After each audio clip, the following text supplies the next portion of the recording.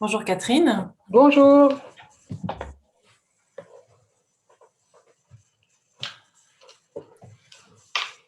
Bonjour Edwige. Alors, est-ce que vous pourriez réactiver votre micro? Voilà Voilà, qui c'est bon. est C'est fait. bon. Voilà qui est fait. Bonjour à toutes deux, bonjour à tous. Alors, je vois qu'on a une trentaine de participants. On va peut-être pouvoir commencer. Bienvenue au CMAP, bienvenue au concours de la médiation pour cette 12e édition du concours. On est très heureux de recevoir cette année 150 étudiants, 250 professionnels. Un événement qui est suivi par environ 1200 personnes sur les réseaux sociaux. C'est un beau succès. On a des participants de 5 pays différents, donc une grande satisfaction pour nous. Alors, cette semaine, on organise une série de webinaires pour tout public. Aujourd'hui, on se réunit pour un webinaire consacré au rôle de l'avocat dans la médiation. Et ce webinaire sera animé par Edwige Calderou, associée du cabinet Carlara, et Catherine Ottaway, associée du cabinet Hoche Avocat. Donc, je vais vous passer la main. Merci Marjolaine. Nous sommes, Catherine et moi, absolument ravis d'animer ce séminaire sur le rôle de l'avocat en médiation commerciale. On a, dans le peu de temps qui nous est imparti, on va vous rester sur la médiation commerciale. Après une brève présentation de Catherine et moi, pour que vous sachiez qui s'adresse à vous et d'où nous parlons, nous allons vous présenter les grands principes de la médiation et l'avocat, comment l'avocat s'inscrit dans ce processus de médiation en amont, pendant et en aval de la médiation.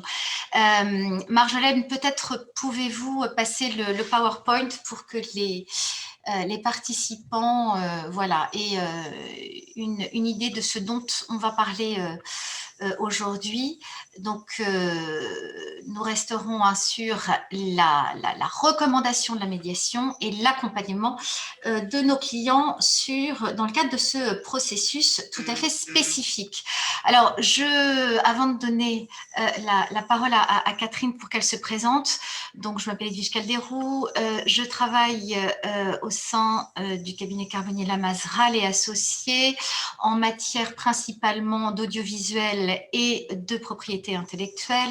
Je me suis formée à la médiation en 2013, je suis médiateur depuis 2013 et je me suis, c'est ce qui nous intéresse aujourd'hui, formée à l'accompagnement en médiation, parce que l'accompagnement en médiation, c'est pas la prose de Monsieur Jourdain, c'est véritablement une posture qui doit s'apprendre et s'intégrer. Et on ne peut la comprendre que si on comprend bien, on a bien intégré ce qu'était ce processus de médiation. Voilà, en quelques mots, nous avons créé avec des confrères en 2014 une association d'avocats accompagnateurs en médiation qui s'appelle et qui est inscrite au barreau de Paris. Et je travaille aussi sur les questions de règlement extrajudiciaire des litiges au sein de l'ACE, qui a mis en place un certain nombre de commissions, et notamment la commission règlement extrajudiciaire des litiges, donc qui dépasse le simple cadre de la médiation, puisqu'elle concerne tous les types de modes amiables et alternatifs, et je la co-préside avec un de nos confrères, Olivier Laude. Voilà pour cette brève présentation. Catherine Ottaway, à vous. Oui, bonjour Edwige, bonjour à tous. Donc, je suis Catherine Ottaway, je suis avocat associée au cabinet Hoche Avocat. La médiation est un outil que j'ai découvert en 1994 en Angleterre, donc ça fait très longtemps. Et moi, je me suis formée à la médiation au début des années 2000, mais pas pour devenir médiateur en tant que tel, mais surtout pour connaître l'outil, parce que si on ne connaît pas bien un outil, c'est difficile de s'en servir. Et c'est un outil très utile pour les avocats, qui devient de plus en plus utile à force que le temps passe d'ailleurs, en particulier en matière commerciale, puisque moi je pratique principalement la matière commerciale et tout ce qui concerne les difficultés des entreprises et les baux commerciaux. Donc ce sont des matières où la médiation maintenant commence à intervenir, sachant qu'en matière de prévention, la médiation, elle se fait via le mandat ad hoc et la conciliation en général, mais c'est un outil qui peut être également utilisé. Donc je milite vraiment pour que les avocats s'emparent de l'outil en tant qu'avocat et pas seulement en tant que médiateur, parce que c'est un vrai outil de fidélisation du client, c'est une vraie implication pour l'avocat, c'est un rôle qui est extrajudiciaire. Et l'objet de cette visio avec Edwige, c'est d'essayer de vous convaincre que c'est l'ennemi ni du client ni de l'avocat, la médiation. C'est vraiment un outil qu'on doit pouvoir utiliser, alors pas comme une tarte à la crème, mais qui, quand elle se réalise dans un dossier, a de fortes chances de faire avancer les solutions business et donc, en général, une vraie satisfaction du client. Voilà. Merci. Edwige, je vous laisse Oui, les premières règles. La transition est excellente. L'avocat au cœur de ce processus amiable. Alors, vous le savez, hein, tous, je ne sais pas, je n'ai pas la configuration, nous n'avons pas encore la configuration des participants à ce webinaire, mais je vous rappelle que donc la médiation est un des outils de l'amiable à la disposition de l'avocat. Et pour ceux qui seraient encore un peu frileux, je vous rappelle que l'amiable est un axe majeur hein, dans l'avenir de l'avocat. Et pour l'inciter à y recourir, hein, à recourir aux modes amiables et renforcer donc le recours par l'avocat au MARD, les articles 6.1 sur la mission générale de l'avocat et 8.2 pour le règlement amiable de notre règlement intérieur national ont été modifiés récemment, certains d'entre vous le savent peut-être, hein, par une décision de l'Assemblée générale du CNB le 18 décembre 2020, afin d'inciter les avocats, et les termes sont choisis, à adopter une conduite adaptée par rapport à l'efficacité des MARD. On parle, hein, Catherine, vous êtes dit hein, qu'elle utilisait les MARD depuis de nombreuses années. Les MARD, c'est vraiment un outil au service de l'avocat dans l'intérêt de son client et qui est un outil efficace dans la stratégie de contentieux de l'avocat. Et l'objectif hein, de cette incitation renforcée de ces outils, hein, et notamment la médiation, se fait dans l'objectif de promouvoir une meilleure protection du justiciable et une meilleure administration de la justice, et s'inscrit hein, véritablement dans le cadre de l'obligation de conseil de l'avocat. Donc, c'est important. Reprenez hein, ces articles nouveaux du RIN. Je vous rappelle 6.1, mission générale de l'avocat, 8.2, règlement amiable. Le texte prévoit une incitation et pas une obligation, puisque l'amiable se fait sur une base de liberté et de volontariat, et il faut absolument toujours l'avoir à l'esprit.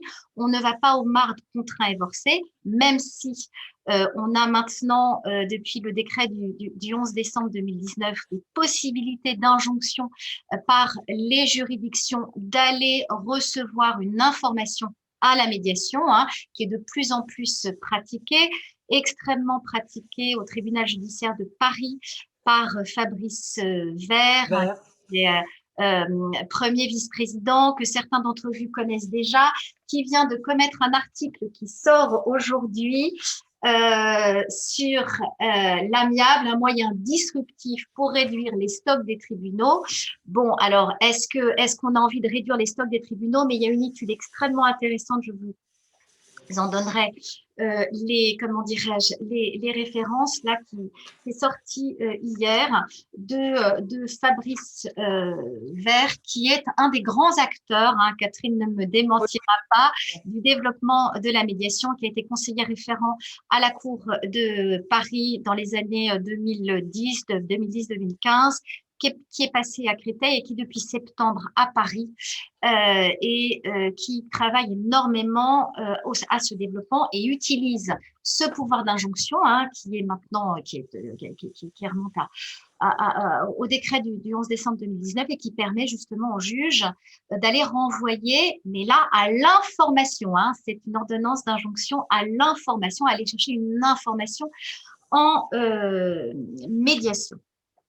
Donc, l'avocat, cet aménagement du RIN s'inscrit dans un contexte législatif et réglementaire qui tente à faire de l'amiable le principe et le judiciaire l'exception. Et il est important pour l'avocat de l'avoir à l'esprit. Alors, on vous a dit avec Catherine, nous souhaitons, pour que l'avocat comprenne bien quel est son rôle aux différents moments de la procédure, il faut qu'il comprenne ce que sont ces grands principes de la médiation. La médiation, c'est quoi? C'est un processus volontaire, structuré, encadré, qui présente une souplesse extrêmement importante et qui se déroule sous l'égide d'un tiers. C'est important. Il y a d'autres modes de amiable, mais celui-ci se passe sous l'égide d'un tiers, nous le verrons, neutre, impartial et indépendant et formé. Catherine vous en parlera tout à l'heure. La formation et la compétence du médiateur est extrêmement importante.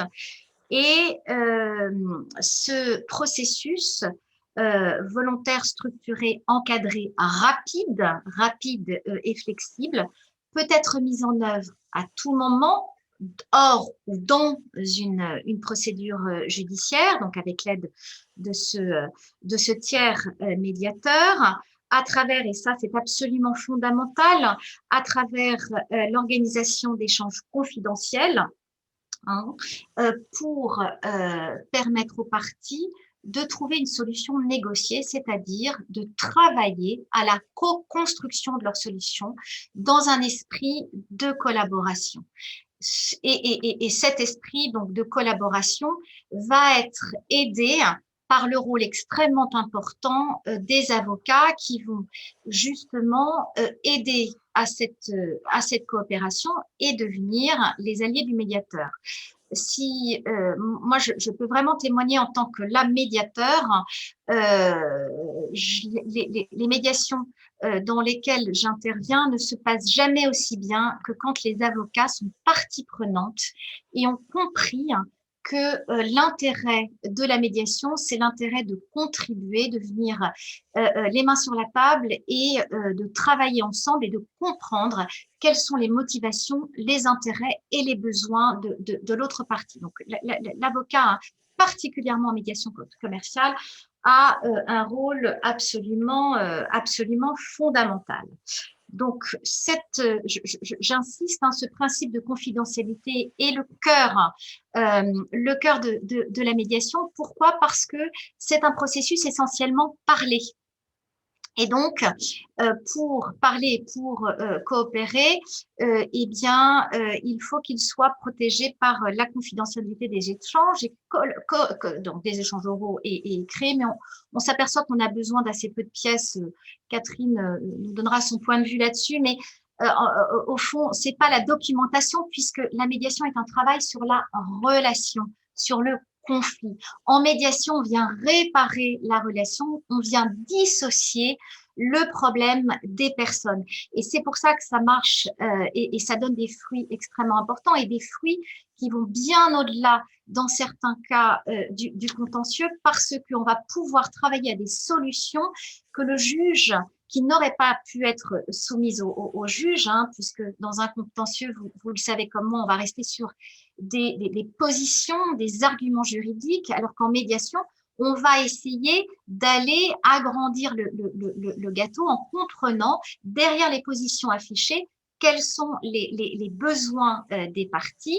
Et on s'aperçoit que si les positions ne sont pas compatibles, en revanche, les intérêts, les besoins des parties sont parfaitement compatibles. Encore faut-il les connaître. Et donc, pour conclure cette petite présentation, il faut que vous ayez à l'esprit, surtout pour les avocats pour lesquels le principe du contradictoire est un principe absolument directeur du procès, et bien en médiation, il n'y a pas de principe du contradictoire. En médiation, tout n'a pas besoin d'être dit à l'autre. C'est la raison pour laquelle, d'ailleurs, il va y avoir dans le processus vont se succéder des réunions en plénière avec l'ensemble des parties et des réunions en aparté qui pourront être demandées par les avocats ou sollicitées par le médiateur quand il sent qu'il peut y avoir des points de blocage et qui sont là encore confidentielles, sauf levé de la confidentialité par les parties. Donc on est dans quelque chose de structuré, mais extrêmement flexible et souple, qui est, j'ai parlé de cadre légal, qui est réglementé. Alors, la médiation, elle peut être conventionnelle ou judiciaire.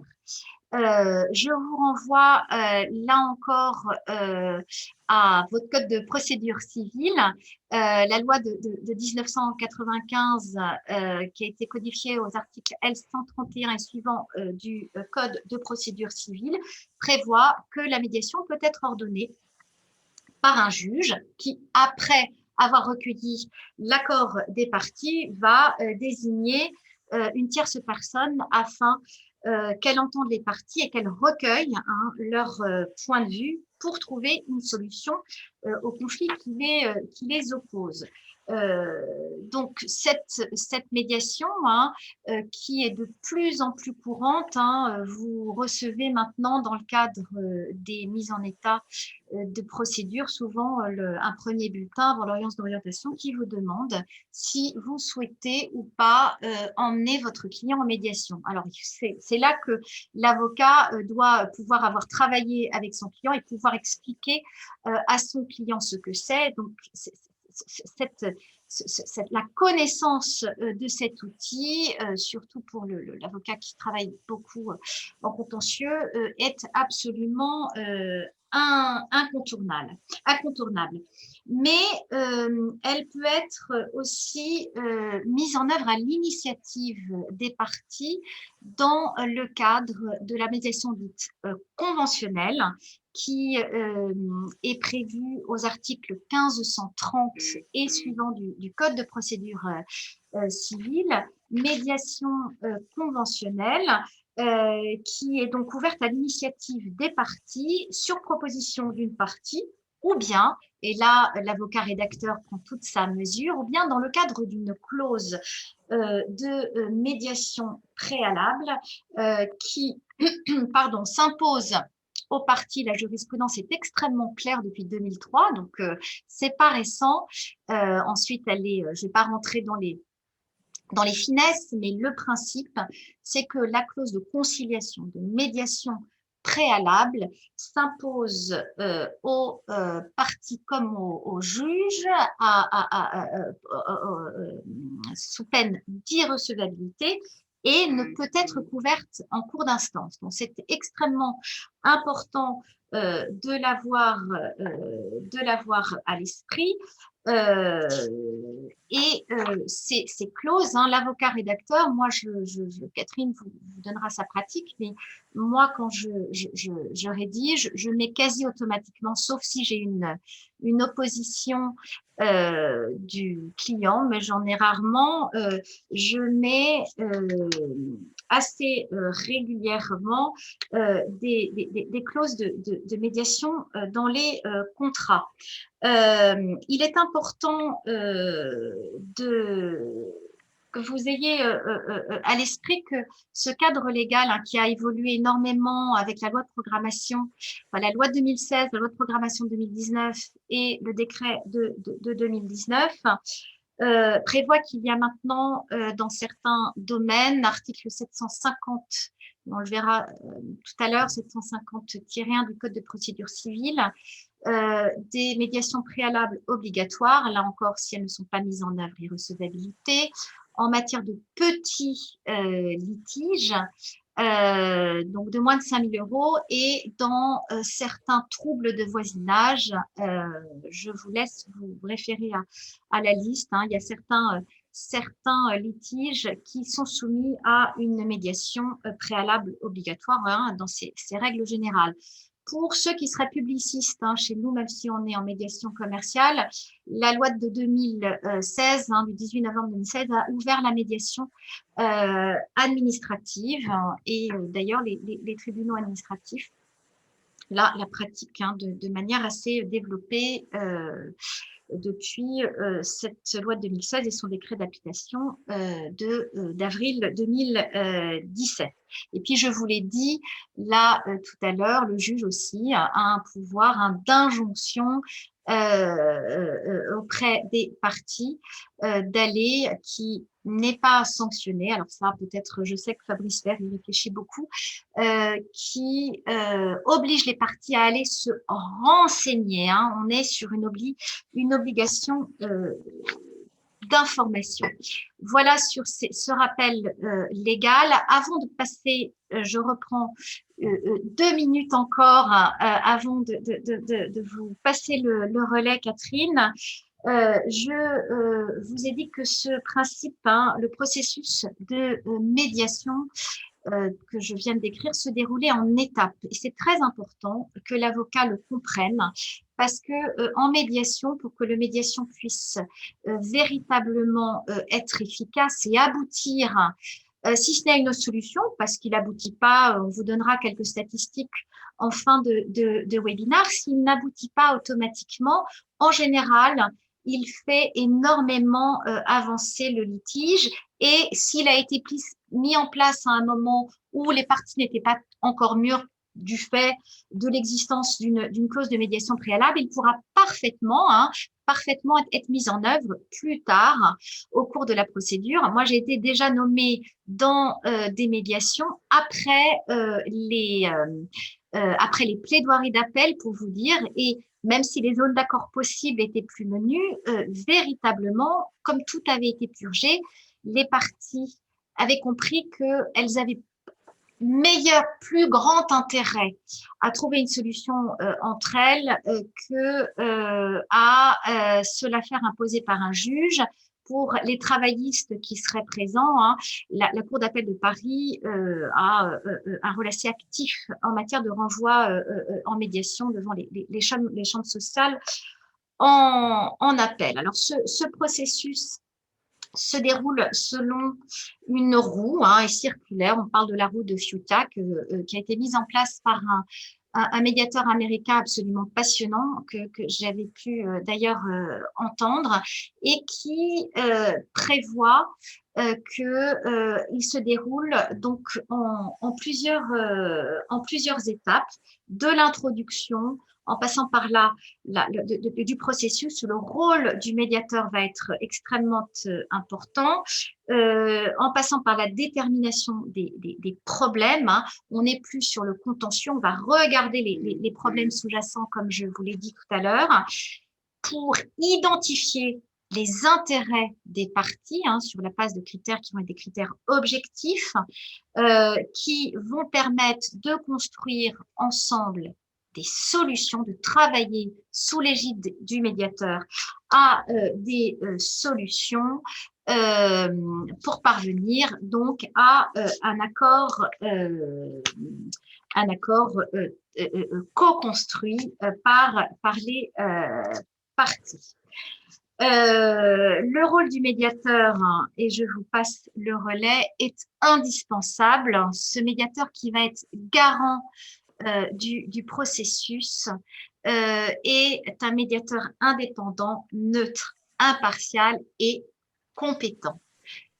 Voilà, Catherine, j'ai beaucoup parlé. Je vous laisse prendre ce relais sur la compétence du médiateur.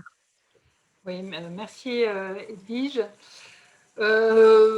Après cette présentation de la médiation, oui, la médiation, il faut qu'on l'entende comme un outil pragmatique. Tout à l'heure, Edwige vous a parlé de flexibilité. Je pense que c'est vraiment la seule chose à retenir, vraiment, et de la confidentialité de ce que doit être la médiation. Et ça doit rester flexible autant que possible. Donc, moins on va commencer à réglementer sur la médiation, plus on a de chance d'arriver à quelque chose. Ça doit laisser la place à la créativité des parties, du médiateur et des avocats. Donc, pour ça, il faut, à mon avis, avoir un médiateur qui est formé. Et la formation, elle est essentielle. Un médiateur qui n'est pas formé correctement à la médiation, à part s'il est vraiment absolument génial, aura du mal à ne faire qu'un rôle de passe-plat. Et ce n'est pas un rôle de passe-plat d'être médiateur, c'est un rôle bien plus important que ça.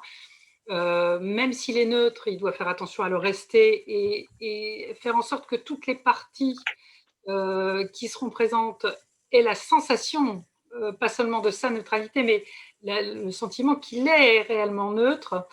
Donc, il y a des techniques que les médiateurs apprennent, notamment la reformulation, qui est une technique de base en négociation, mais qui est très utilisée en médiation, pour bien comprendre ce que l'autre a dit, qu'on l'entende avec d'autres mots, que la partie de l'autre côté l'entende. La manière dont, en aparté, on va pouvoir dire au médiateur formé, bon, ben ça, je vous le dis, mais je ne veux pas que vous le disiez à la partie adverse. Voilà pourquoi ça, c'est mon problème et je ne veux pas qu'on en parle. Ce qui permet ensuite au médiateur, dans d'autres apartés, sans révéler ce qu'on lui a dit, parce que c'est extrêmement important, de pouvoir essayer de sonder l'autre voix avec la partie adverse. Il y a tout un jeu qui n'est pas le même que quand on est entre avocats. Pour la partie adverse, l'avocat de l'autre, c'est l'autre. Et même les meilleurs avocats du monde ont tous eu des échecs pour obtenir, par exemple, des transactions, pas parce qu'ils étaient mauvais, pas parce que les parties étaient mauvaises, mais parce que l'antagonisme de base était tel que du coup, on ne s'écoute plus. Donc, le médiateur formé, lui, il apprend à ce que cette écoute redevienne possible. Et compte tenu de cette écoute et de cette formation qui se fait à partir de jeux de rôle,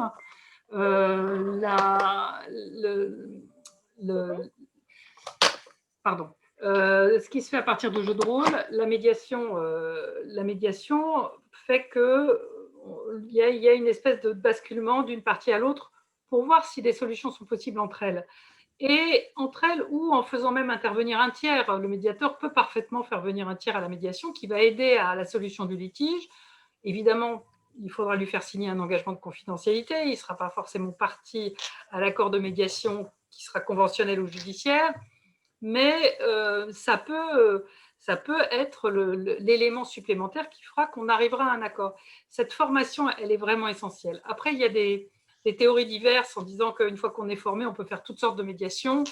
Bon, probablement qu'on peut en faire certaines, mais c'est vrai qu'en matière commerciale, la pratique de la matière commerciale, quelle que soit la qualité du médiateur, qu'il soit avocat, ancien magistrat, chef d'entreprise, il peut y avoir plein de profils différents. De comprendre un peu comment les choses fonctionnent peut aider à aller plus vite pour la médiation, même si les avocats, puisque le sujet ici, c'est vraiment le rôle des avocats en médiation. Le rôle des avocats en médiation, c'est clairement d'être le garde-fou des solutions qu'on peut rechercher. Et donc, le médiateur formé, quand il travaille avec les avocats, ça permet d'augmenter la créativité des solutions et d'être un garde-fou sur les conséquences juridiques ou financières ou fiscales de telle ou telle solution pour chacune des parties, de manière à ce que l'ensemble du problème soit pris en compte.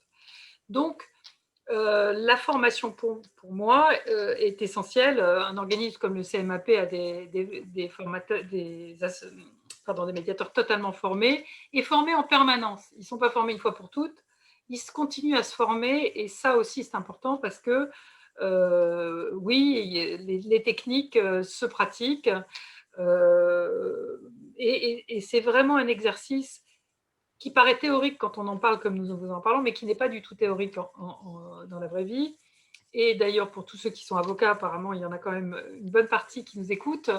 Quand vous avez une médiation en tant qu'avocat, essayez de faire venir au moins un de vos collaborateurs, si vous en avez, à la médiation. Ne les facturez pas, mais formez-les à la médiation. Cet outil-là, c'est l'outil de l'avenir des avocats. Donc, il faut vraiment se l'approprier et s'adresser à des médiateurs suffisamment aguerris, pas parce que formés, pour ne pas être déceptifs ni pour les uns ni pour les autres.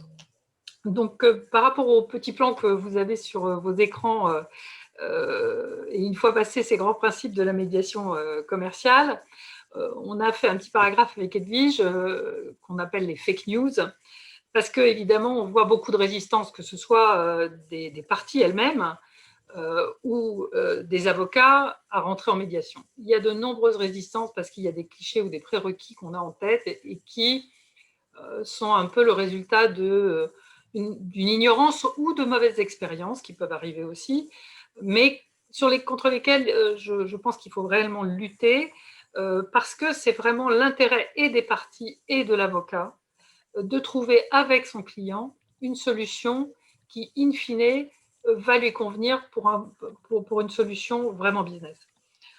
Donc, on a essayé de voir un peu quelles étaient les fake news habituelles qu'on nous présentait pour essayer de résister à une médiation commerciale.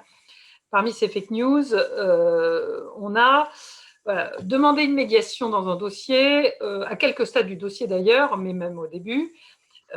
Je vais paraître comme proposant une solution qui est un signe de faiblesse vis-à-vis de la partie adverse. Et donc, je ne veux pas montrer ce signe de faiblesse. Soit l'avocat, parce qu'il ne sera pas suffisamment le tueur que le client peut attendre, soit parce que le client lui-même ne veut pas passer comme fait par rapport à la partie adverse. Mais en réalité, c'est un faux débat. Pour moi, on va en médiation quand on se sent fort. On ne va pas forcément en médiation parce qu'on se sent faible. Au contraire, quand on va en médiation, on est sûr de soi. On pense que la position qu'on défend est la bonne. Et donc, on est capable de l'assumer, y compris en médiation, et donc d'écouter ce que peut dire la partie adverse. Et le contradictoire a ses vertus que reformulé avec un médiateur, on se rend compte qu'en réalité, la réalité des uns et des autres, elle est diverse. Et elle est ressentie de manière différente. Et c'est souvent les nœuds qui doivent être dénoués pour tenter d'aboutir à une solution. Donc, on ne peut pas avoir peur d'aller en médiation à partir du moment où on pense qu'on a un dossier et qu'on sait se défendre. Donc, ça n'est pas un signe de faiblesse que d'aller en médiation. Une autre fake news qu'on entend très souvent, c'est participer à une médiation m'oblige à découvrir mon jeu. Bon, alors, on n'a pas toujours un jeu tellement confidentiel que personne ne sait où on veut en venir. La plupart du temps, les positions sont relativement affirmées et donc les parties sont capables de déterminer quelles sont leurs positions. Évidemment, s'il y a des informations confidentielles, même dans une médiation confidentielle, on ne les divulgue pas. On dit ce qu'on veut en médiation. On a la clé de ce qu'on peut découvrir ou pas. Et d'ailleurs, il ne faut pas forcément tout découvrir. C'est le jeu aussi du médiateur, à qui on peut dire des choses en aparté, qui ne vont pas le dire à la partie adverse. Ça existe, et ça explique des positions, et ça permet ces dénouements. Donc, on n'est pas obligé de tout dire.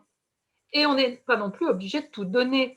Ça fait partie des choses qu'on va aborder, mais en médiation, et Edwige l'a dit, c'est une procédure réellement à la base orale.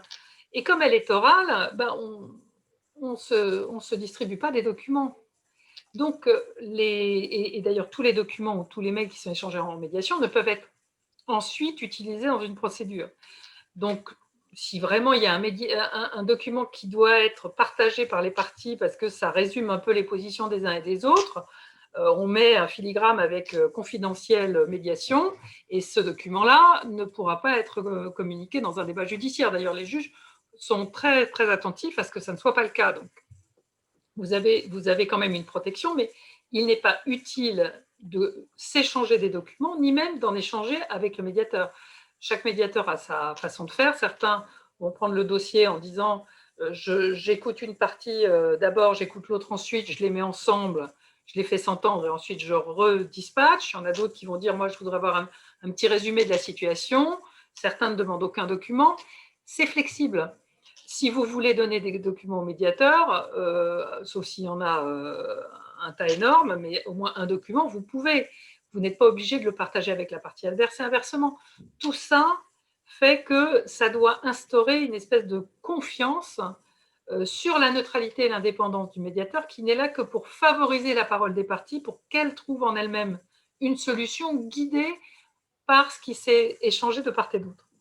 Donc la médiation n'oblige pas forcément à découvrir un jeu particulièrement confidentiel et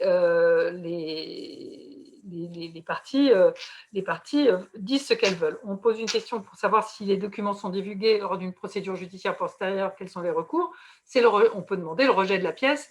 Je suis assez optimiste sur le fait que le magistrat non seulement rejettera la pièce, mais n'appréciera pas qu'on ait tenté de la mettre dans les débats. Donc, je pense qu'il faut être très, très cow-boy pour pouvoir le faire. C'est normalement quelque chose qui est extrêmement compris par les magistrats qui, puisque maintenant ils pratiquent plus la médiation judiciaire, ont bien intégré ces règles-là. L'autre fake news qu'on entend souvent, c'est en médiation, on n'applique pas les règles de droit. Moi, si j'ai une bonne position juridique, pourquoi je vais aller en médiation alors que j'ai une bonne position juridique? Bon, d'abord, même quand on a une bonne position juridique et qu'on va devant le tribunal, bon, il y a quand même un aléa judiciaire. On n'est jamais sûr que notre bonne position juridique, elle sera vue comme on la voit et que peut-être il faudra peut-être aller en appel pour la voir et que peut-être en appel, on aura aussi des surprises. Donc, la bonne position juridique, elle est toujours un peu à géométrie variable. Bon, maintenant, bien sûr qu'on applique des règles de droit en médiation, et c'est pour ça que les avocats sont là d'ailleurs, ce sont les garde-fous de la règle de droit. Si les parties inventent des solutions négociées pour essayer d'en sortir et qu'elles ne sont pas gérables juridiquement, parce que soit la décision, si elle est prise comme ça, elle est nulle, elle ne pourra pas être mise en œuvre.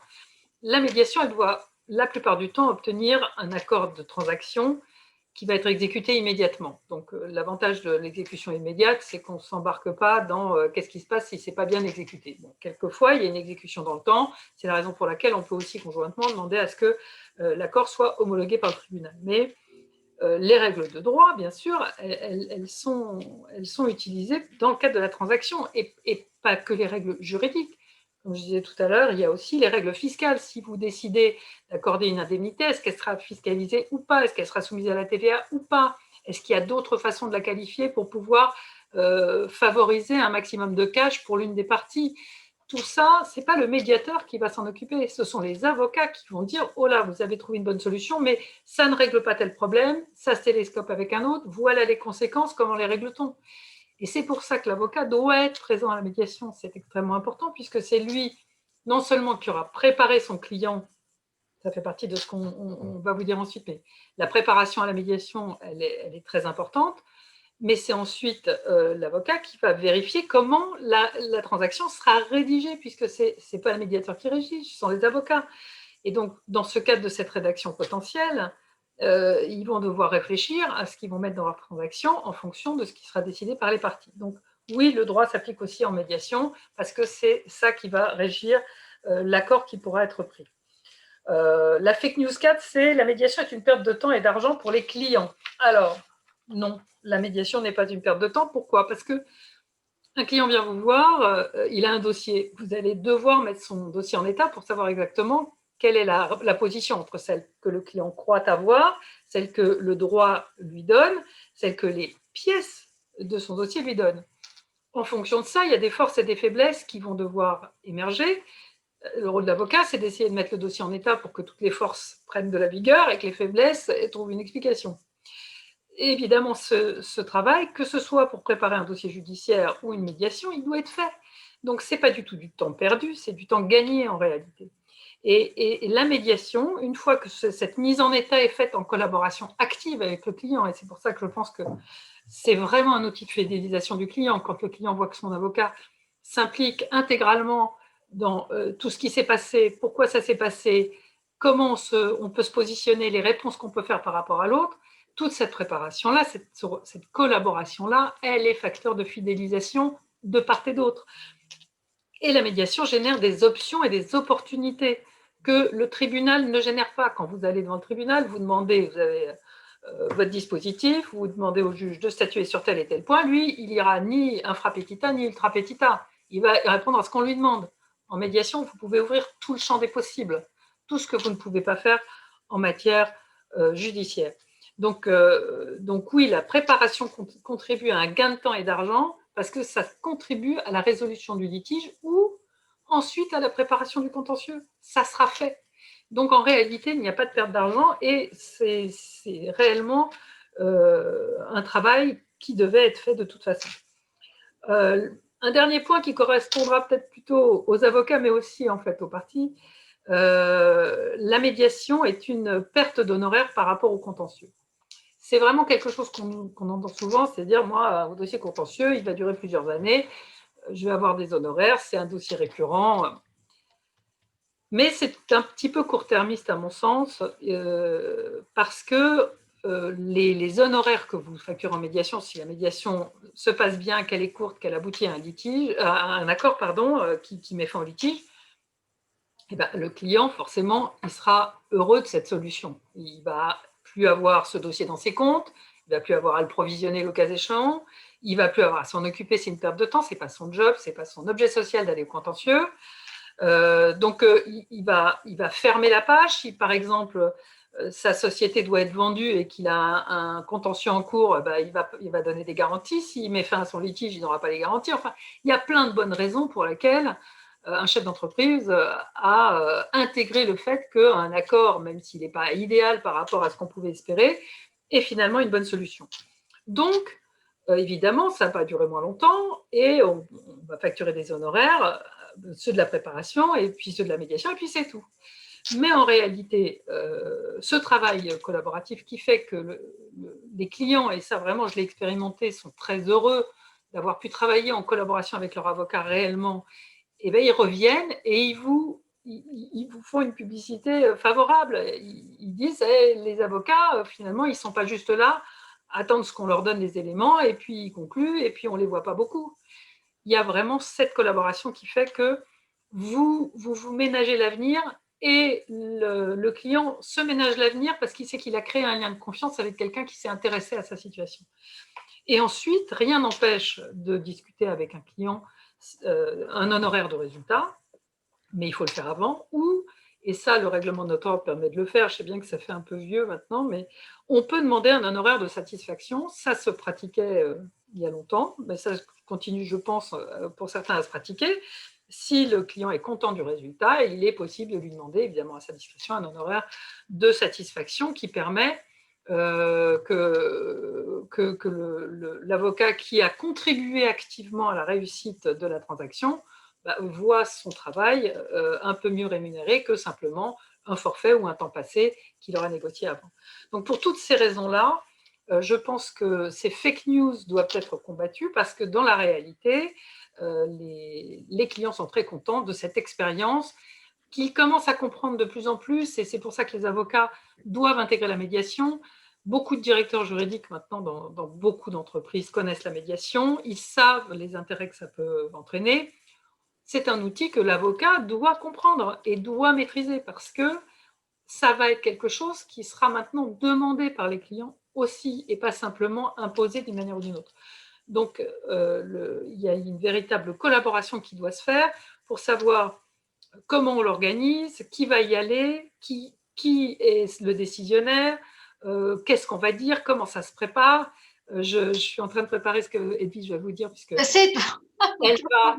elle va vous parler de comment on prépare la médiation, mais c'est vrai que, puisque je parlais tout à l'heure que la bonne préparation est importante, toutes les questions qu'on doit se poser en début de dossier, est-ce qu'il y a une composante émotionnelle, qu'est-ce que le dossier cache par ailleurs, est-ce que c'est un conflit qui doit être réglé rapidement ou pas dans l'intérêt de la société, toutes ces questions-là qu'il va falloir se poser au début, doivent être mises en œuvre avec le client.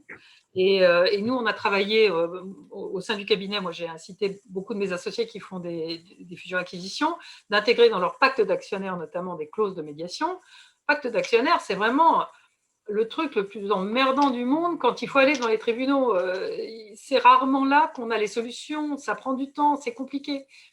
C'est comme un divorce, un pacte d'actionnaires qui se sépare, quelqu'un qui doit partir. Dans ces pactes d'actionnaires où il y a même des fonds d'investissement, l'exercice de la médiation est un exercice qu'ils n'oublient pas, qu'ils intègrent, ils apprennent vite. Il faut vraiment que ces outils-là soient mis en place dans le logiciel de l'avocat parce que ça fait partie de sa pratique qui va devenir de plus en plus importante. Donc, je vais laisser Edwige vous parler de la préparation en tant que telle de la médiation. Je vous propose qu'on diffuse également le deuxième sondage, peut-être. Oui. C'est-à-dire, avez-vous déjà participé à une médiation? On vous laisse quelques secondes. Oui, alors pendant ce temps-là, je reprends le relais. Merci, merci Catherine.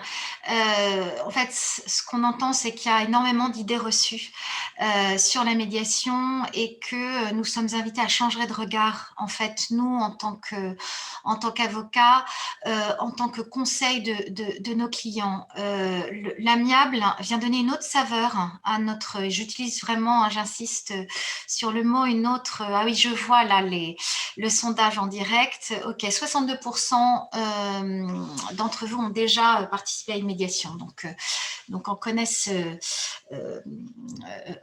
les détours. Oui, en tant qu'avocat, puisque nous nous plaçons vraiment du point de vue de l'avocat dans l'intérêt de son client, et c'est extrêmement important d'avoir ces mots bien à l'esprit. Ce ne sont pas de purs concepts. L'amiable est une opportunité, Catherine l'a dit, de lien, de créer du lien plus ténu avec le client, une opportunité de fidélisation du client et surtout d'implication du client. Dans le contentieux classique, le client en fait vous donne son dossier, vous en faites une instruction plus ou moins poussée et en médiation, en fait l'intérêt c'est dès le début, Catherine vous l'a dit, dès le début, dès la première période, dès que vous êtes saisi du contentieux ou du différend, parce que vous n'allez pas forcément être saisi de l'assignation, vous allez être saisi dans nombre de cas en amont, quand le différend est en train de se cristalliser. Eh bien, c'est là véritablement que vous allez travailler main dans la main avec votre client. Et donc, comme nous vous l'avons dit au cours de ce webinaire, la médiation, le processus de médiation repose sur la confidentialité et sur la confiance qui va pouvoir faire générer la coopération. Mais la première confiance, c'est celle qu'on va mettre en place avec celui qui nous saisit et c'est extrêmement important parce que c'est sur cette base-là que le déroulement va se faire de manière harmonieuse. Alors, je vous l'ai dit tout à l'heure, il y a trois grandes étapes de l'intervention de l'avocat qui va accompagner activement son client, rappelant que la médiation est la chose des parties, qu'elle leur permet de reprendre vraiment la main sur le différend. Première étape avant la médiation avec toute la phase de préparation. La deuxième étape, la médiation se déroule dans le cadre de ce processus que je vous ai brièvement décrit tout à l'heure. Et puis l'issue, la rédaction, l'issue de la médiation, la rédaction de l'accord qui, comme vous l'a rappelé Catherine, incombe à l'avocat. Il est important d'avoir à l'esprit, je ne crois pas qu'on l'a dit tout à l'heure, mais c'est important d'avoir à l'esprit que la médiation, les parties comme le médiateur d'ailleurs, peuvent mettre fin à tout moment à la médiation. Donc ça, c'est aussi dans cette démarche de liberté et de volontariat. Si vous avez vous êtes en médiation, vous n'êtes pas coincé. Hein, si vous estimez que la partie en face ne joue pas le jeu, si vous estimez qu'elle est venue chercher des documents, quelqu'un a posé, on l'évoquera lors des questions-réponses, la question de cette confidentialité, la violation de la confidentialité. Si vous sentez qu'en face, on ne veut pas véritablement jouer de la médiation, mais on vient soit comment dirais-je, essayer de gagner du temps, soit essayer de glaner de l'information, mais pas dans un but de co-construction. Le médiateur s'en aperçoit très vite. Moi, il m'est arrivé de faire cesser des médiations parce que ce n'est pas la peine de maintenir un processus dans lequel une des deux parties joue pas le jeu. Soit les parties, et c'est là que le rôle de l'avocat est important, peuvent décider de mettre fin à la médiation. Donc, on l'a dit, en amont, le rôle de l'avocat, dans cette phase d'amont, rôle de l'avocat très important parce qu'il va pouvoir donc intervenir sur clause, dans le cadre des clauses qui existent dans le contrat. Donc, c'est lui qui va prendre l'initiative de proposer la médiation. Et puis, quand le conflit survient, eh bien, soit il le fait à la demande de son client parce que son client connaît déjà ce processus, ou soit il va prendre l'initiative donc de proposer la médiation à son client et à son confrère ou au confrère, puisqu'il peut y avoir, on peut être dans des médiations multi-parties. Ce qu'il faut que vous ayez, vous, avocat, en tête, c'est que cette phase de préparation où vous allez décider d'aller et de favoriser l'amiable, cette phase d'instruction du dossier se fait selon une espèce de to-do list de votre client. Il va falloir, avant même la préparation stricto sensu du client au processus de médiation, vous allez analyser les faits véritablement et ce qu'il y a derrière les faits pour identifier les principaux intérêts de vos clients et ceux de la partie adverse. Parce que en médiation, on vous l'a dit, on travaille sur une base de collaboration. Et donc, il faut comprendre ce que votre client a dans la tête, ce qu'il y a derrière, ce qu'il ne vous dit pas, parce qu'on le sait, il ne nous dit pas tout, et ce qui peut se passer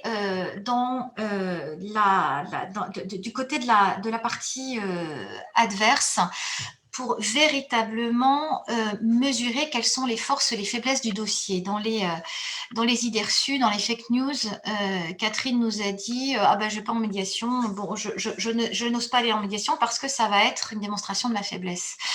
Voilà, on est toujours faible et fort quelque part. C'est pas parce qu'on a un dossier même faible, c'est même plus à ce niveau-là que les choses se posent, que les questions se posent. Les questions se posent de l'intérêt du dossier. Vous êtes avec un partenaire commercial. Est-ce que vous avez d'autres partenaires qui dépendent de vous dans un contentieux qui est là et présent? Est-ce que vous avez intérêt à vous retrouver coincé par une procédure judiciaire, à avoir une relation qui se dégrade avec votre co-contractant, ou plutôt avez-vous intérêt à trouver, à réfléchir immédiatement à des solutions ensemble? Je termine par exemple là une médiation qui était une médiation sur clause, dans laquelle l'une des parties, qui était un prestataire d'une très très très grosse société cotée, était absolument furieux et de toute façon était tenu par cette clause de médiation, et heureusement, parce qu'il y a eu un travail absolument extraordinaire qui a été fait, qui était tenu par une clause de médiation et qui a pu,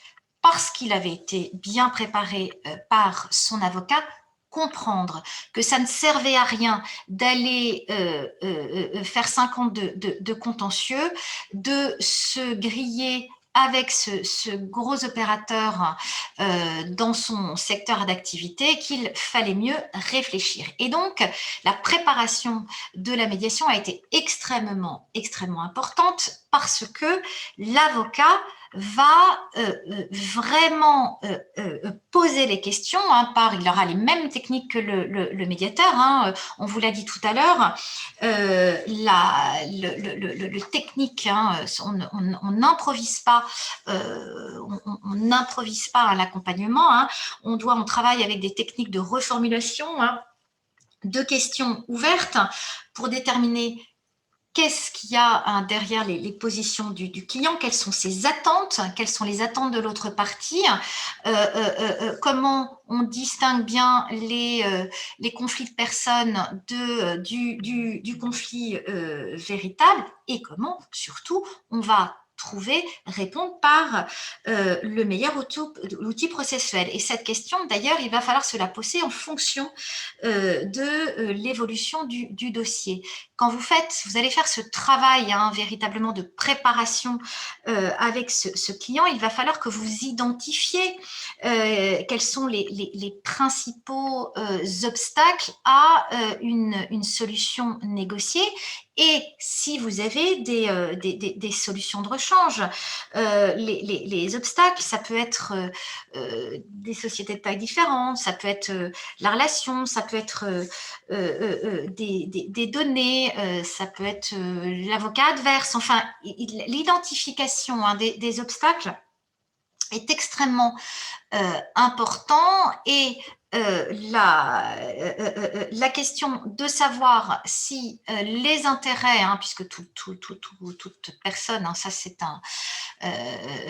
un fondamental du droit, toute personne a le droit d'avoir un accès aux tribunaux, il faut que les intérêts processuels de votre client soient satisfaits, et il faut surtout, la médiation n'est pas la panacée, il y a des moments, parfois ce n'est pas le moment, et il faut que le cas soit prêt pour la médiation. Il y a des moments où il n'est pas prêt, moi je le vois avec des clients, je le vois dans des contentieux où il y a une phase immergée extrêmement importante, où je vais être en grosse difficulté, notamment dans mes contentieux de l'audiovisuel, où je vais être en grosse difficulté en termes juridiques, mais où j'ai des clients qui ne sont pas encore prêts, qui ont besoin de passer par un échange d'écriture et de passer par le contentieux.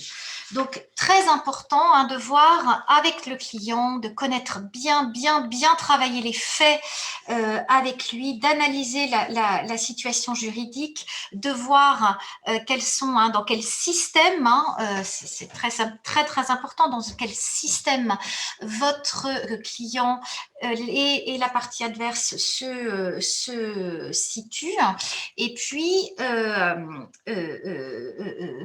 véritablement faire en sorte qu'il ait compris ses intérêts à aller en médiation, et choisir avec lui le médiateur, parce que je ne me souviens plus si Catherine vous l'a dit, mais s'agissant d'un processus volontaire, les parties, bien évidemment, vont pouvoir avoir un droit de regard et choisir ensemble, et c'est déjà un premier pas d'avancer ensemble, choisir le profil du médiateur. Alors, comme au CMAP, on a un back-office, comme il s'agit d'un centre, les parties vont se voir proposer des profils de médiateurs qui vont répondre. Certains veulent quelqu'un d'extrêmement, comment dirais-je, entre guillemets, expert ou spécialisé dans leur domaine d'activité. D'autres préfèrent des profils généralistes. Donc, les parties vont se mettre d'accord d'accord et vont se voir proposer différents médiateurs qui pourraient répondre à leurs attentes. Le principal, c'est qu'ils répondent à ce critère de compétence. Donc, en général, dans un centre, il n'y a pas de difficulté de ce point de vue-là.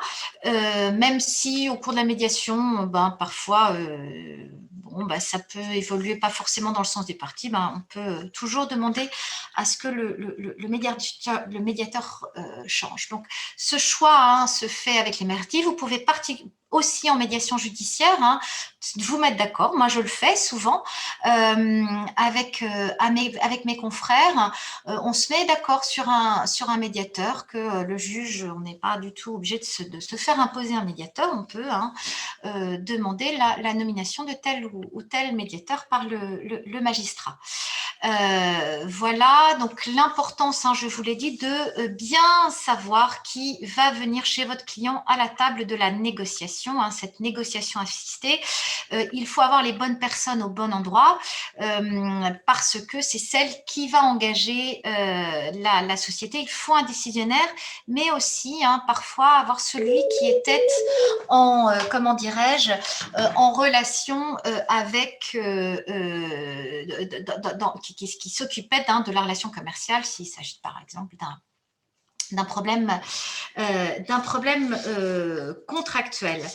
Voilà en quelques mots le travail préparatoire de l'avocat. Est-ce que vous avez, vous, sur la préparation, des choses à indiquer, ou je passe sur l'accompagnement dans le cadre du déroulé qui va être plus rapide?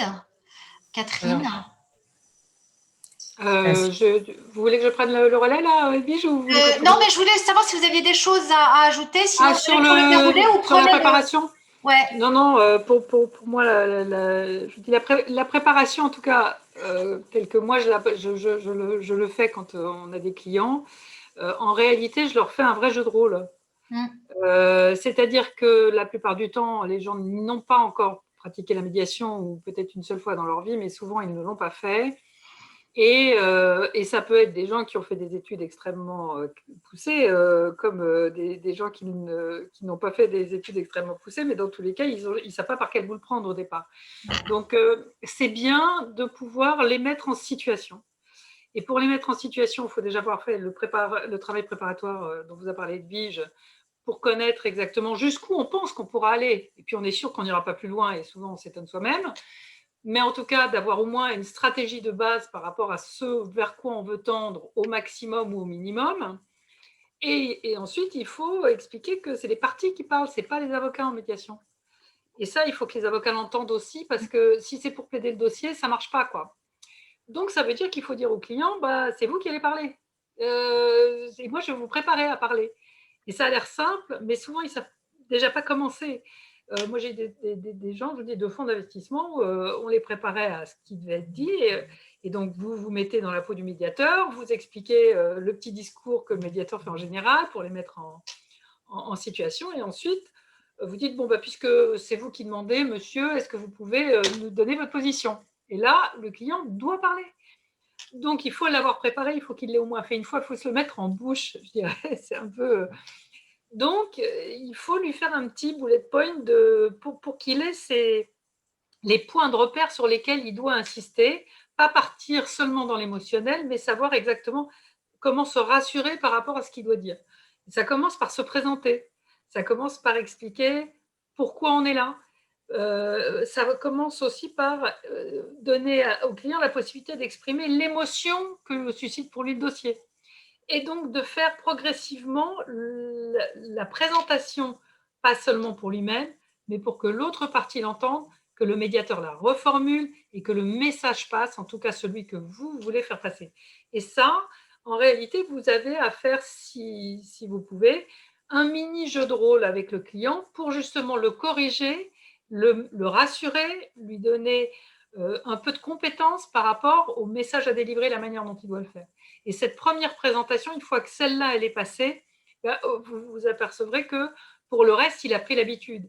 C'est le premier pas qui coûte, ça, il faut vraiment l'aider à faire ce premier pas. Et je pense que dans le rôle de la préparation, il y a cette préparation-là aussi.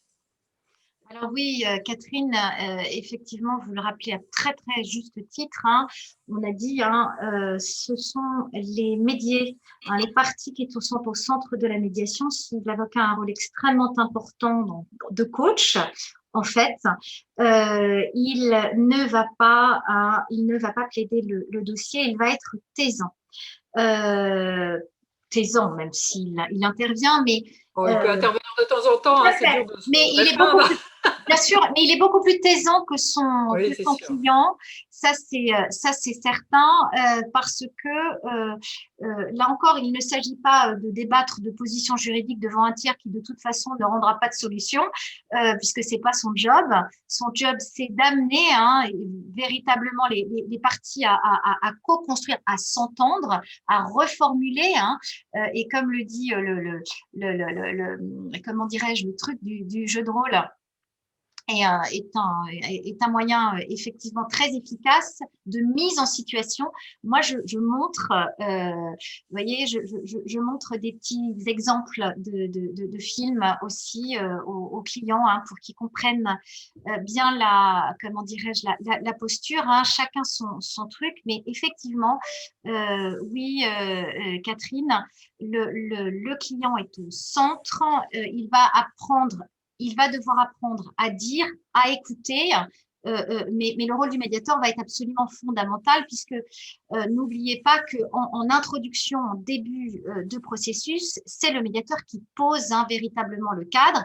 Et d'ailleurs, il peut aussi, s'il estime que les avocats ne jouent pas le jeu, leur demander de sortir pour rester avec les clients. Je l'ai déjà vu, c'est rare, rare en médiation commerciale, mais vraiment pour vous dire que le rôle de l'avocat est un rôle de support. Et donc, Si je puis, et puis juste, si je peux intervenir par rapport à ça, ouais, moi, j'ai jamais vu un médiateur sortir l'avocat, hein, mais en revanche, le client doit savoir qu'il peut à tout moment demander une interruption pour parler à son avocat, ou l'avocat peut demander une interruption pour parler à son client à tout moment. Donc, si on a des choses à se dire, si on veut arrêter quelque chose parce qu'on pense que là, on va dans une voie qui n'est pas bonne, il suffit à ce moment-là de dire, attendez, là, je pense qu'avant de continuer, je voudrais parler à mon client ou je voudrais parler à mon avocat. Ça fait partie des choses qu'on leur apprend pour qu'ils se sentent à l'aise pour le faire. oui. Et donc, pendant ce processus, effectivement, c'est l'avocat qui va sécuriser, hein, je rebondis, sur la gestion, hein, de la plénière de l'aparté. On l'a dit, hein, on est dans un processus extrêmement souple. Donc, si on a besoin de s'isoler, on peut le faire, et on peut se parler. Ce qui aussi est extrêmement important, c'est que l'avocat va veiller, hein, à ce que lors de ce processus, tous les points, hein, soient bien évoqués, hein, que son client avec lequel il a travaillé aille bien jusqu'au bout, hein, jusqu'au bout de ses intérêts. Il apparaît une réunion, il faut que vous sachiez, hein, que des réunions de médiation, c'est pas un long fleuve tranquille, hein. Il faut pas non plus que l'avocat, beaucoup d'entre vous, hein, j'ai vu 65% d'entre vous ont déjà participé à une réunion de médiation. Parfois, ça chauffe, hein.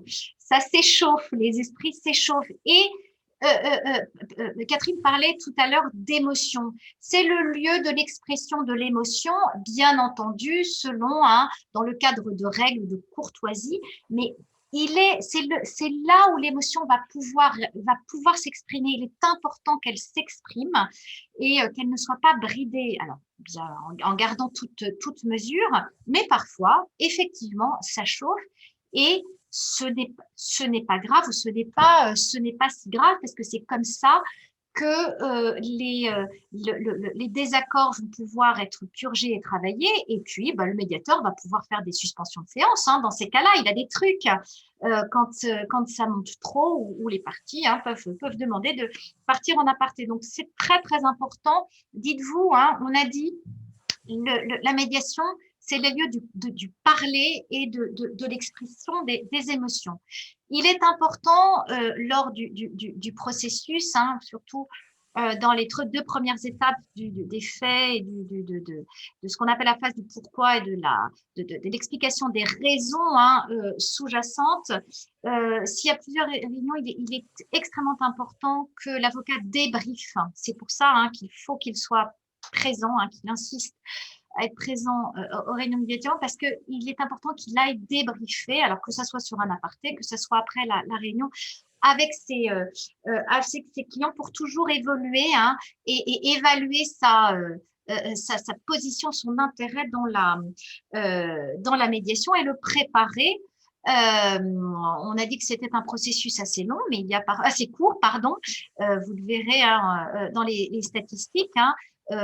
Court en termes de durée au niveau judiciaire, très court, c'est 3 mois renouvelables une fois. En matière conventionnelle, il peut être un peu plus long, sauf si la durée a été prévue dans la clause du contrat. Mais il va y avoir parfois plusieurs réunions et donc l'avocat est aussi là pour préparer le client pour la prochaine réunion. Et je l'ai vu, il y a plein de questions sur la confidentialité et gérer la confidentialité. On va le voir là dans le cadre des débats.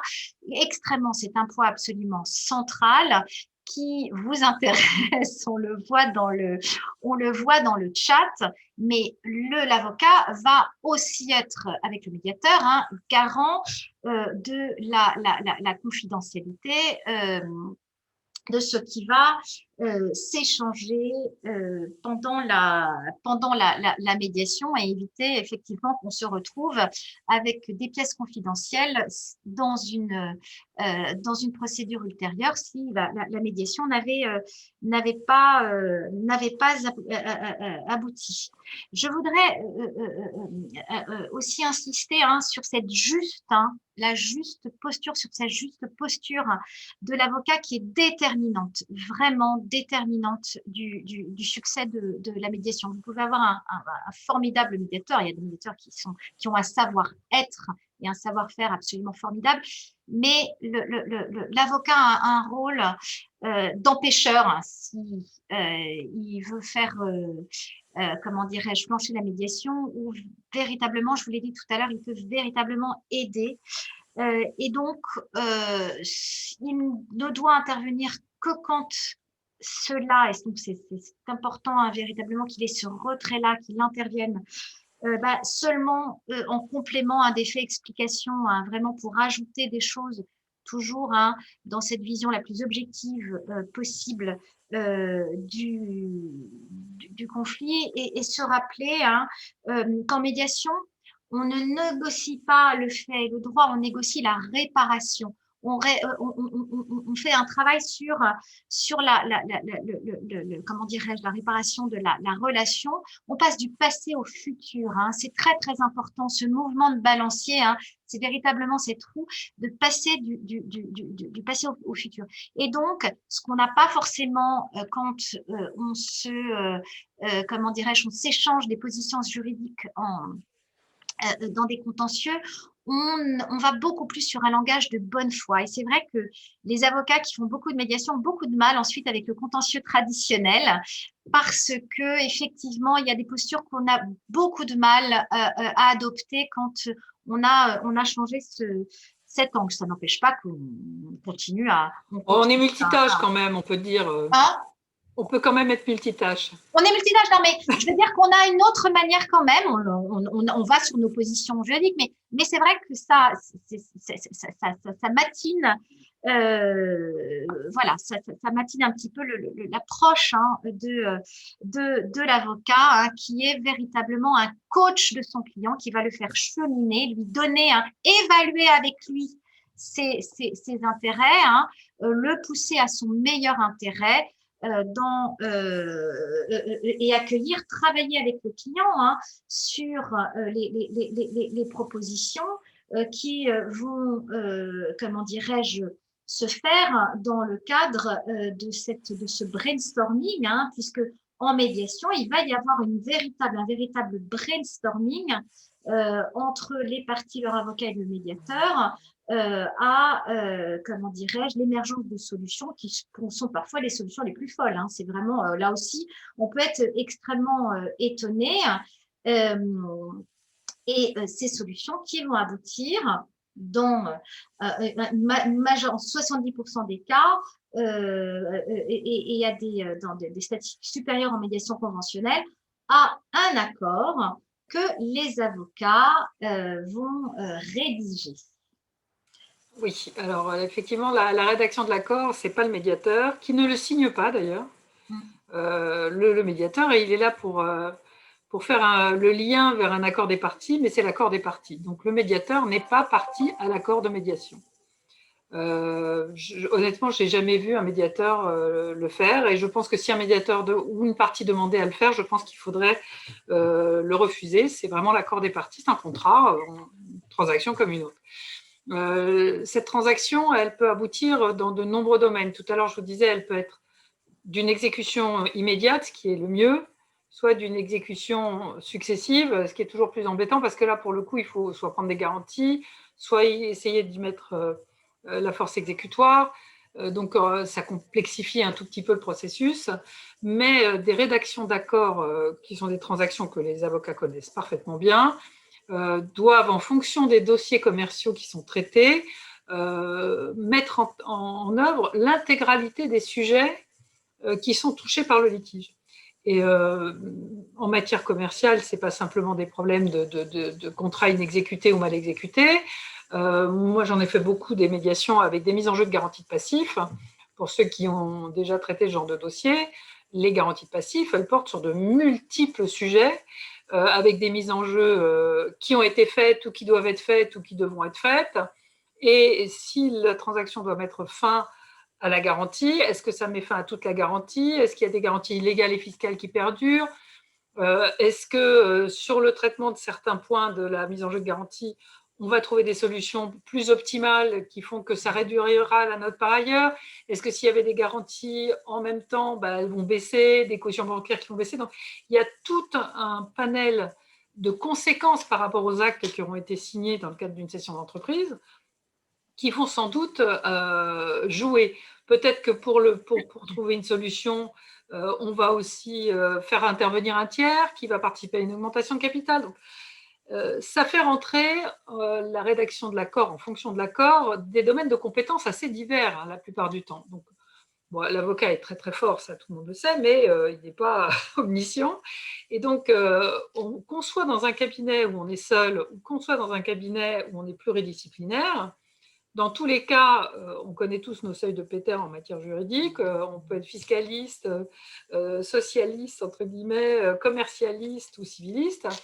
On a besoin de souvent beaucoup de compétences pour résoudre certains litiges commerciaux. Et donc, ça fait rentrer ces compétences-là qu'il ne faut pas hésiter à demander, à l'expliquer aux clients. Si vous avez besoin pour optimiser fiscalement l'outil que sera la transaction, de faire intégrer des fiscalistes, soit vous demandez à des confrères dans des cabinets extérieurs si vous n'êtes pas outillé, soit dans votre cabinet. Mais on voit que très souvent, on a besoin des compétences d'autres confrères. Ça peut être transverse, mais ça a l'avantage de sécuriser le protocole de telle manière à ce qu'il ne puisse plus être remis en cause. Donc, la rédaction de l'accord par les avocats et le fait que les avocats des 2 ou 3 parties, il peut y avoir 3 ou 4 parties en médiation, hein, ce n'est pas forcément 2 parties, les avocats doivent s'interroger au moment du déroulé de la médiation et de l'opportunité des solutions sur si je rédige la clause qui correspond à l'accord de nos clients respectifs, quels sont les problèmes que ça va poser et comment je les résous en amont pour que quand on rédigera, ce problème ait été vu et négocié, parce que quelquefois, la qualification ou la manière dont on va décider qu'une somme sera versée, soit indemnitaire ou pas, est-ce que ça marche ou pas fiscalement, tous ces éléments-là vont contribuer à l'équilibre économique de l'accord que vous allez prendre. Donc, c'est sûr que d'être présent à la médiation commerciale en tant qu'avocat, même si on est entre guillemets taisant la plupart du temps, eh bien, c'est extrêmement important pour la qualité du protocole sur lequel les avocats vont engager leur responsabilité vis-à-vis de leurs clients. Donc, évidemment, La qualité de cette rédaction à plusieurs, hein, puisque on va forcément s'échanger confidentiellement entre avocats le protocole qui doit être l'aboutissement des discussions et qui doit valider tous les points. Ce protocole sera fait par les avocats. Moi, j'ai des confrères qui font plus des affaires familiales qui m'ont dit que souvent les médiations avaient lieu avec les parties sans les avocats. Alors, suivant les problèmes que ça peut évoquer, c'est vrai que quelquefois c'est très handicapant et souvent ça échoue. L'avocat qui participe avec un esprit business à cette tentative de solution confidentielle ne le regrette pas et son client ne le regrette pas parce que c'est vrai que c'est très collaboratif. Mais ensuite, si ça aboutit, ça ferme le dossier, ça encourage à continuer ce type de process. Et si jamais ça échoue, parce que ça a le droit d'échouer aussi, on n'est pas tenu d'aboutir à un accord, hein, et le médiateur n'est pas tenu d'aboutir à un accord. Et d'ailleurs, il y a des discussions sur le point de savoir est-ce que les médiateurs doivent être des professionnels de la médiation ou pas des professionnels de la médiation. Dans les pays anglo-saxons, pour des raisons qui font que les procès sont encore plus chers, puisqu'ils ont ne serait-ce que la cross-examination, ou ils ont la discovery qui fait qu'on peut arriver à des montants d'honoraires monstrueux. Même dans les pays de droit latin où toute proportion gardée, c'est quand même un peu moins cher, les accords, les médiateurs, souvent ils ont des track records avec j'ai fait telle et telle chose, j'ai réussi telle et telle chose. Ça se discute, tous les avis sont respectables à ce sujet. En tout cas, même si un médiateur a beaucoup de succès parce qu'il est très bon et qu'il y arrive, jamais il n'est tenu à un résultat et personne n'est tenu à un résultat. Une médiation, ça peut s'arrêter à tout moment et c'est ça qui fait sa flexibilité aussi. Donc, la fin de la médiation, quand elle n'aboutit pas, et ben les parties reprennent chacune leur chemin judiciaire. J'ai répondu à une question qui avait été posée tout à l'heure sur le fait que quand il y avait des médiations sur Zoom ou sur Teams, on pouvait enregistrer. Pour moi, il est hors de question de pouvoir mettre dans les débats un enregistrement ou des extraits d'enregistrement, même revus par un huissier qui aura écouté l'enregistrement et qui va être un PV. Tout ça, ça doit être rejeté des débats. Et si vous avez des parties tiers qui doivent participer à la médiation, mon conseil, c'est de leur faire signer un engagement de confidentialité avant de les faire intégrer le processus de médiation, de manière à ce qu'ils comprennent bien que cette confidentialité, elle est légale et qu'ils s'y engagent. Donc, il y a quand même quelques garde-fous supplémentaires à mettre en œuvre. Et c'est vrai qu'on n'est pas tenu de réussir, même si, Edwige va vous en parler, les statistiques du CMAP montrent que une médiation commerciale avec des médiateurs formés permet quand même des résultats qui sont plus qu'honorables sur l'intérêt que ça peut apporter pour nos clients. Oui, alors le centre de médiation, on n'a pas de aujourd'hui, il n'y a pas de statistiques nationales, hein, il faut que vous le sachiez en termes de médiation. Le CMAP en tient un baromètre depuis maintenant de nombreuses années hein, sur ses propres statistiques, internes. On le voit hein, alors elles évoluent sensiblement hein, d'une année à l'autre. On le voit sur celle de l'année passée. Là, il y a eu beaucoup plus au centre de médiation et d'arbitrage de médiation conventionnelle, donc sur clause ou sans clause à l'initiative des parties ou de leurs avocats. On est sur 2 tiers, 1 tiers pour les médiations judiciaires, donc hein, renvoyées, je vous l'ai dit, dans le cadre de procédures judiciaires, sachant que vous pouvez parfaitement, on a dit hein, tout à l'heure, hein, et ça il faut que vous l'ayez, vous avocat, il faut que vous l'ayez bien en tête, vous pouvez parfaitement passer d'une procédure de médiation judiciaire à une procédure de médiation conventionnelle si vous n'êtes plus dans les délais, Ça peut arriver. Moi, je l'ai fait là dans un dossier parce que on n'était plus dans les légaux, donc on a entre guillemets converti la procédure de médiation judiciaire en conventionnel. De toute façon, vous avez des garanties d'interruption et de suspension de prescription parce que c'est important aussi de l'avoir en tête, de voir que le temps ne va pas jouer contre vous. Donc oui, on est en général sur un processus, je vous l'ai dit, rapide, en moyenne 16 heures.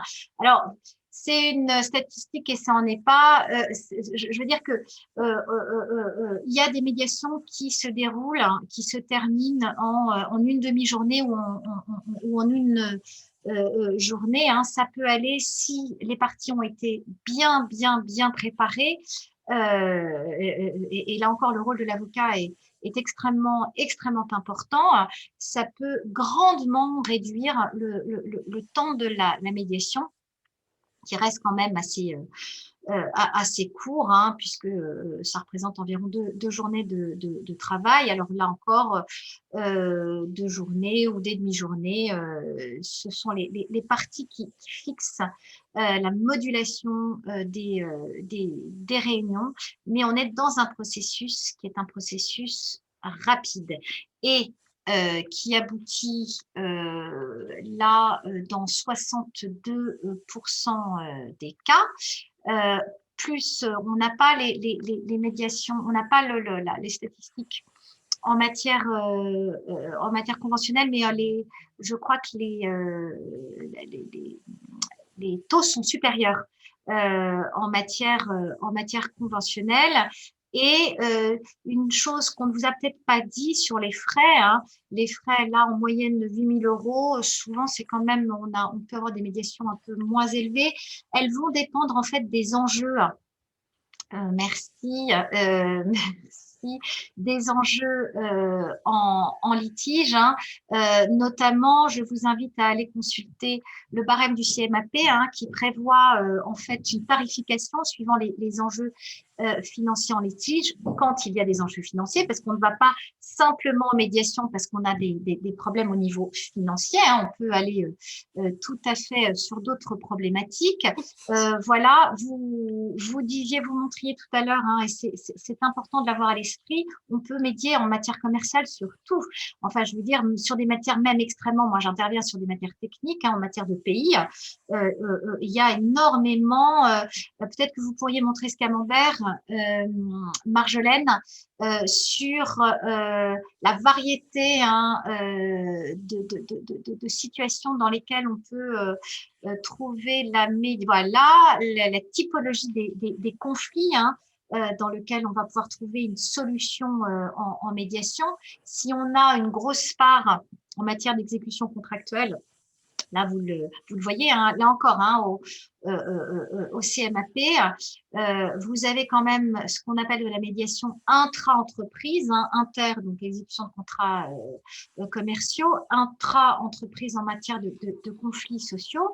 Vous avez aussi, Catherine nous en parlait,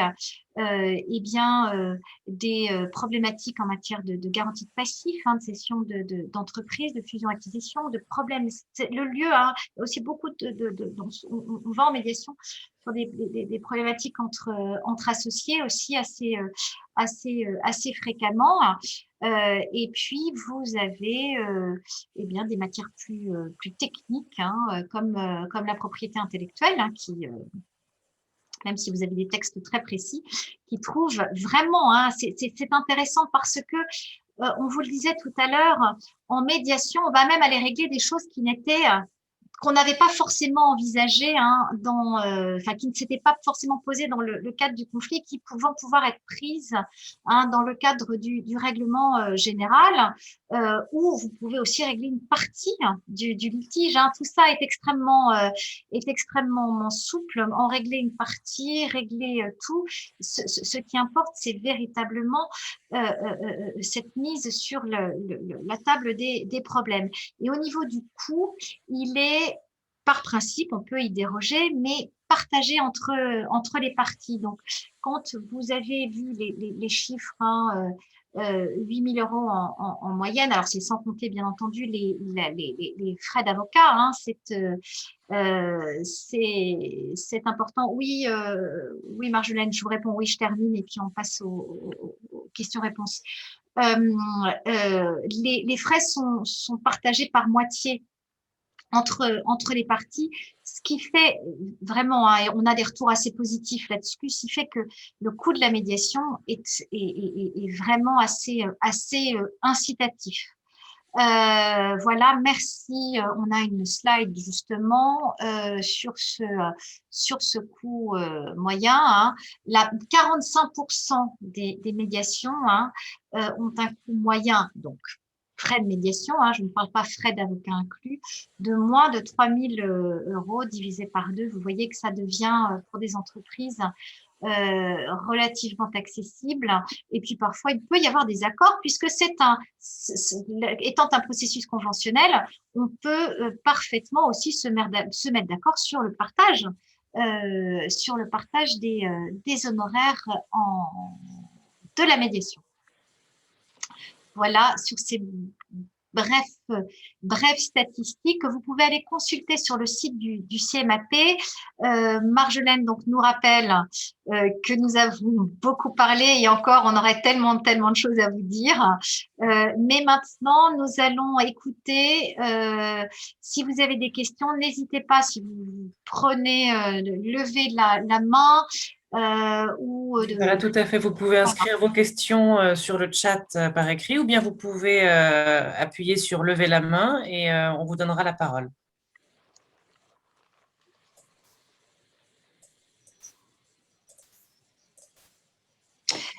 Moi, j'ai vu tout à l'heure, simplement pendant que vous réfléchissez, quelqu'un d'entre vous parlait, donc question à laquelle il a été partiellement répondu par Catherine. On a la question de la confidentialité de la médiation à distance.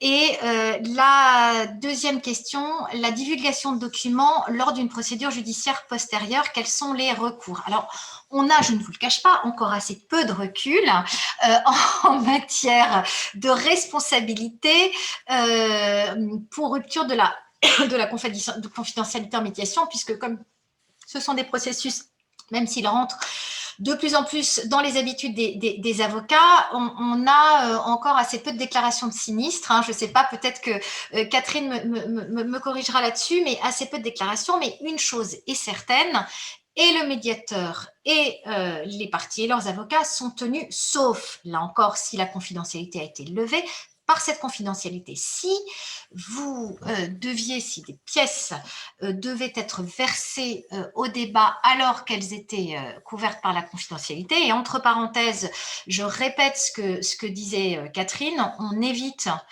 c'est pas le lieu de l'échange, on n'a pas à se prouver, c'est pas le lieu de l'échange des pièces, la médiation. Donc pour éviter tout problème, soit on met un gros confidentiel sur sa pièce, tchlac, comme ça on est protégé, mais on a assez peu besoin la pratique le montre, hein, assez peu besoin de s'échanger des documents, ou alors il s'agit des contrats qui sont déjà connus de tous. Voilà, simplement pour préciser une clause, mais là encore, hein, on n'est pas tant sur des débats juridiques que des débats. On essaie de voir le problème pour trouver une solution. Le juridique reste quand même le lieu du contentieux où la manière d'évaluer nos chances si si la médiation ne prospère pas.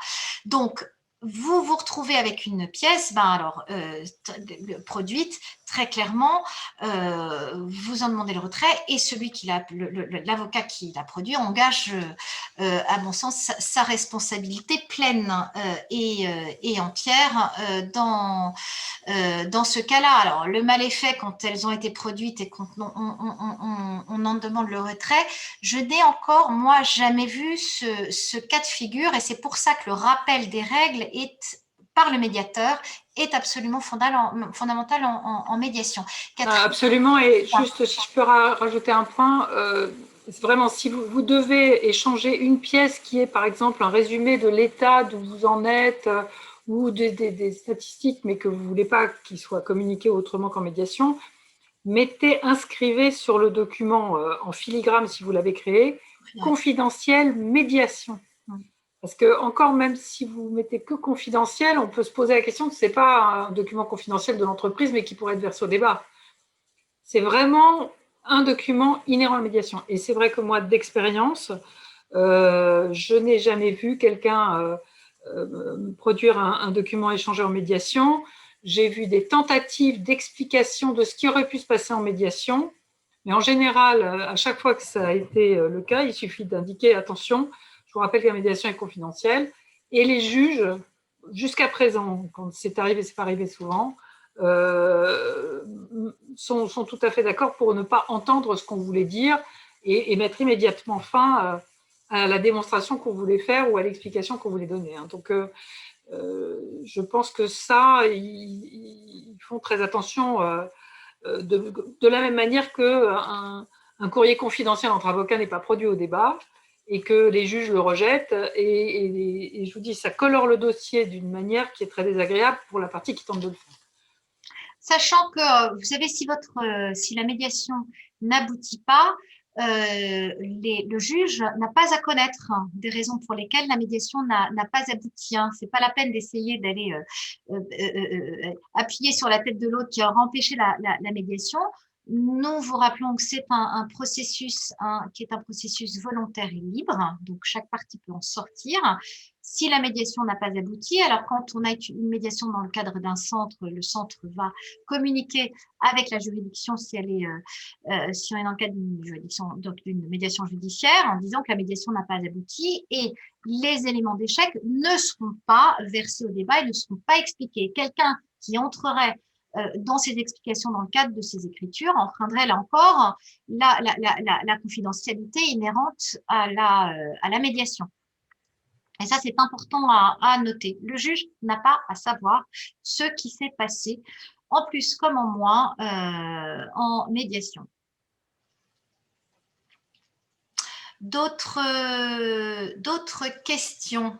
Alors, nous n'avons pas de main levée. Oh, formidable, on a tout dit. De toute façon, je pense que si quelqu'un a des questions, on peut nous les adresser par ailleurs. Oui, vous nous adressez vos questions. Là, j'ai donné le nom de l'association Avomédiation qui peut aussi répondre aux questions que les avocats s'il peut répondre, qui répond aux questions que les avocats se posent aussi en termes de formation. Parce que vous pouvez aussi décider d'aller plus loin et de vous former plus spécifiquement à l'accompagnement de vos clients dans le cadre de ce processus de médiation.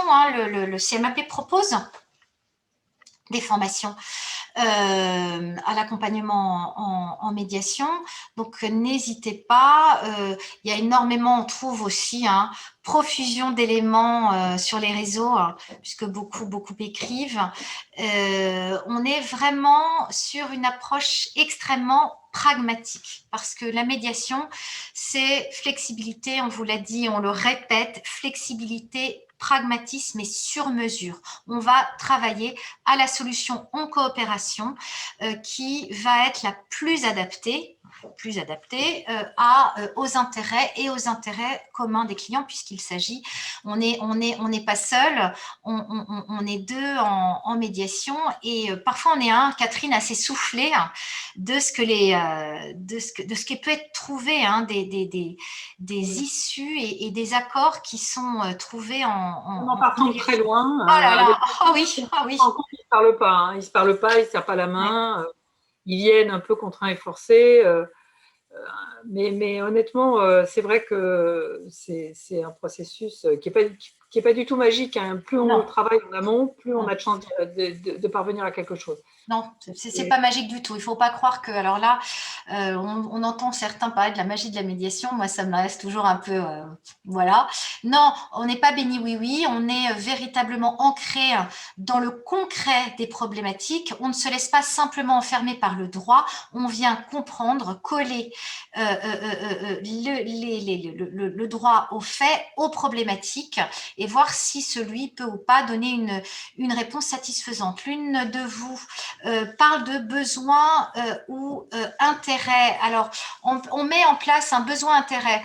En fait, par opposition, je vous réponds par opposition aux positions juridiques. Une position, c'est je veux quelque chose sans expliquer pourquoi je la veux. L'intérêt, les besoins, les motivations, c'est les raisons pour lesquelles on est amené à avoir une position précise. Donc, dans comment dirais-je, dans le débat judiciaire, on est sur des échanges d'arguments de position juridique.